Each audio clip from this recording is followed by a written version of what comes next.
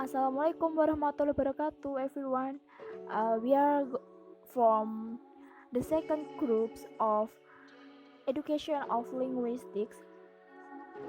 We would like to presentation about phonetics. The first is what is definition of phonetics? Phonetics is the symbols used to represent the speech sounds of language, yaitu fonetik adalah lambang-lambang atau simbol-simbol yang digunakan untuk mempresentasikan suara tuturan bahasa. Then, the other definition discusses the relationship between body parts that produce sound. Yaitu, kita akan membahas hubungan antara bagian tubuh yang menghasilkan suara, yakni tentu saja mulut yang dapat menghasilkan suara. Lalu, when we study the physiological mechanism of speech production, fonetik itu ialah suatu ilmu tentang mekanisme psikologi yang membahas tentang produksi suara atau produksi ucapan. Next types of phonetics. The first is articulatory.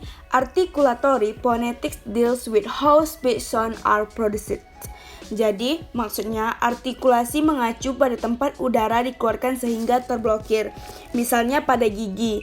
Gigi adalah tempat artikulasi. Ketika seseorang meletakkan lidahnya di gigi untuk membuat bunyi konsonan tertentu, ini disebut sebagai dental stop. The second is auditory. Auditory phonetics examines the perception of speech sound. Maksudnya, fonetik auditori yang mempelajari cara pendengar memandang dan memahami sinyal linguistik. Next is acoustic. Acoustic phonetics look at the physical properties of sound, waves such as frequencies. Maksudnya, artikulatoris berfokus pada organ bicara yang digunakan untuk menghasilkan suara bahasa manusia dan juga memperhatikan durasi suara. So we are going to the next material, that is place of articulation. The first is bilabial. Consonant sounds produced by using lips together, yaitu menghasilkan suara konsonan dengan menggunakan bibir secara bersamaan. Like we are going to say P or B. Jadi kita ingin menggunakan suara konsonan seperti P atau B. Nah, itu kita harus menggunakan mulut atau menggunakan bibir secara bersamaan, yaitu mengatupkan lalu mengucapkan P, B, like that. And the next, labiodental.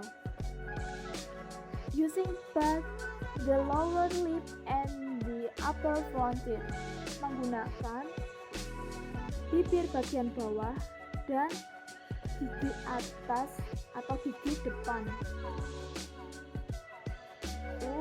Kemudian next, linguolabial. Articulated by using both the tongue and the upper lip, yaitu artikulasi dengan menggunakan lidah dan juga bibir bagian depan atau bibir bagian atas, jadi menggunakan lidah dan juga bibir bagian atas secara bersamaan. And the next is dental. The tongue and the teeth are used. Jadi menggunakan lidah dan gigi secara bersamaan. Alveolar.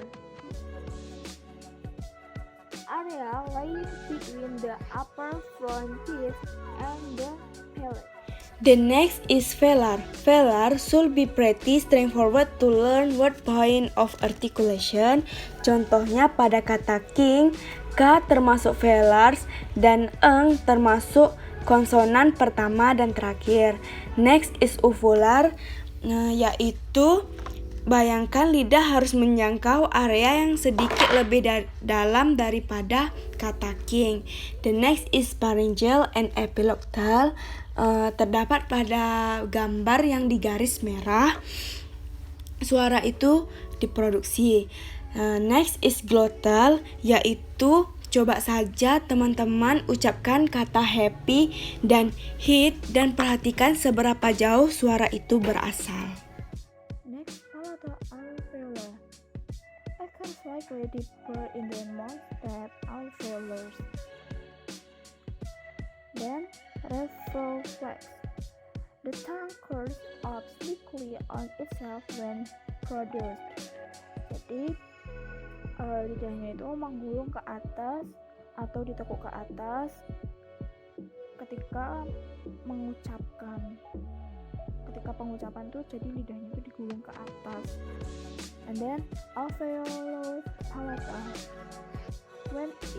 Where it gets thicker, it's becoming difficult to feel areas in mouth. And then palatal. Part of the tongue are starting to be used to produce sound.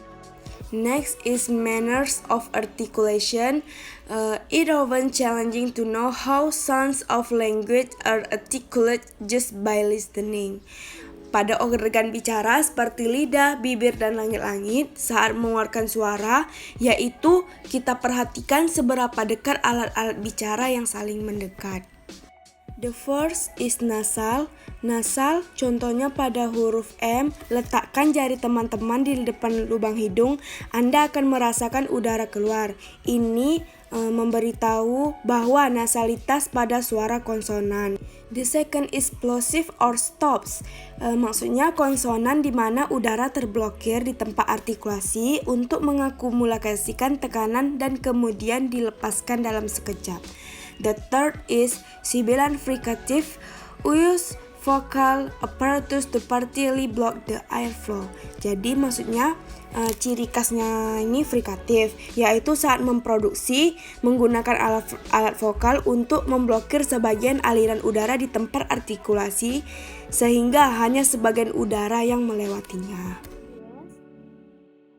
Is distinctive as they are louder and at a higher frequency-nya itu berbeda, suara itu berbeda.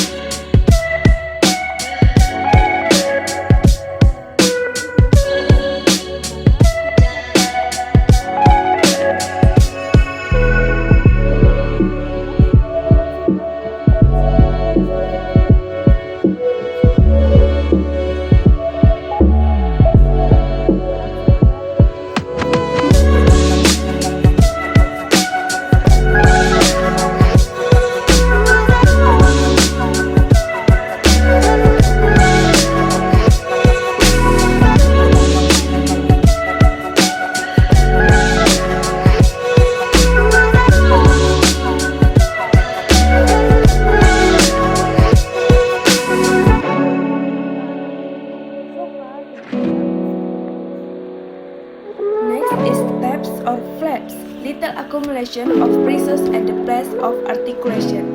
Maksudnya akumulasi tekanan di tempat artikulasi yang menghasilkan waktu kontak yang biasanya jauh lebih sedikit. Next is trills. It's a series of repeat bursts.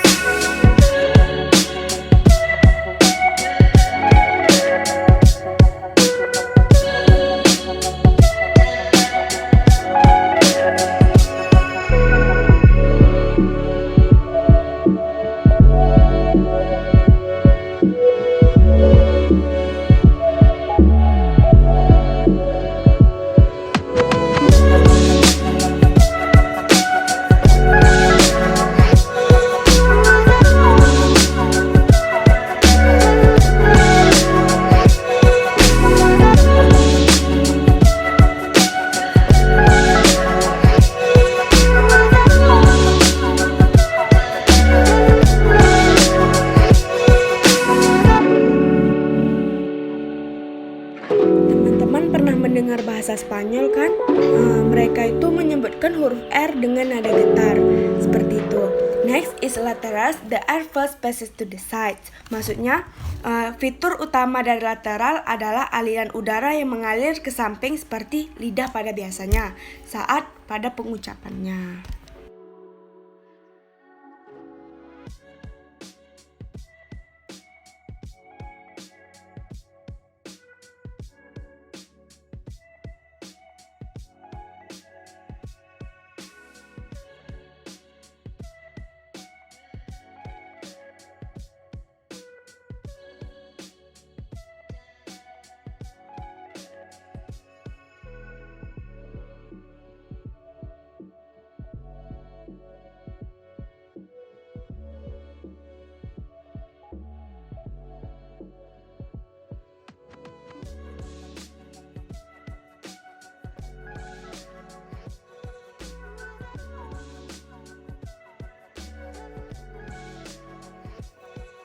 Then, summary. Phonetics is the study of human sounds to understand the mechanics of human languages. One has to understand the physiology of human body. Phonetics has three different aspects such as production, transmission, and perception. Jadi untuk kesimpulannya, fonetik ialah studi atau ilmu yang mempelajari tentang suara manusia untuk memahami mekanisme bahasa dari manusia. Fonetik ini harus memahami fisiologi tubuh manusia, seperti untuk mengucapkan suara atau mengucapkan kata-kata itu harus memahami fisiologi dari mulut itu. Lalu fonetik memiliki 3 aspek yang berbeda seperti produksi, transmisi, dan juga persepsi. Okay, my friend, that's all our presentation. If you wanna ask, you can write your name and please ask. Thanks for joining our video. Have a nice day. Assalamualaikum warahmatullahi wabarakatuh.